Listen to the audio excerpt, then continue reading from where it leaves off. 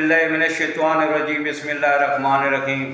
मेरी आज ये नज़म फ़लस्तीन की अवाम वास्ते बाफरमैश मुख्तार आदिल अवान, इब्रार बेवस, सिराज अहमद, वजाद बदर, शफीक जरगर लावा, अवामी गुलकार गुलाम शबीर, भाई नवीद रेमजम स्टूडियो वादिया सुन नौशहरा।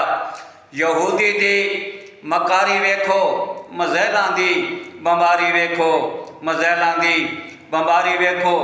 फ़लस्तीन दे पासे वेखो, आस दे भजदे कासे वेखो। भुखे लोग प्यासे वेखो, देंदी आप दिलासे वेखो। छोटी बच्ची प्यारी वेखो, मज़ैलां दी बंबारी वेखो, मज़ैलां दी बंबारी वेखो।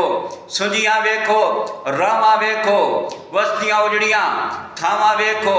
औखियां आंदियां सावां वेखो, लाश ते रोंदियां मावां वेखो। रोंदी दर्दां मारी वेखो, मज़ैलां दी बंबारी वेखो, मज़ैलां दी बंबारी वेखो। अनाथ दे होंदे जड़े वेखो, खून दे यार नखेड़े वेखो। कस्यां नाल बखेड़े वेखो, खंडर थींदे वेड़े वेखो। खून दे यार व्यापारी वेखो, मज़ैलां दी बंबारी वेखो, मज़ैलां दी बंबारी वेखो। सबर दे यार नितारे वेखो, देंदे लोग सहारे वेखो। रोंदे वाल बेचारे वेखो, भैन दे वीर प्यारे वेखो। नफरत दी चंगारी वेखो, मज़ैलां दी बंबारी वेखो, मज़ैलां दी बंबारी वेखो। असरैली हल्के कुत्ते वेखो, उन्ना कासिद मुद्दे वेखो।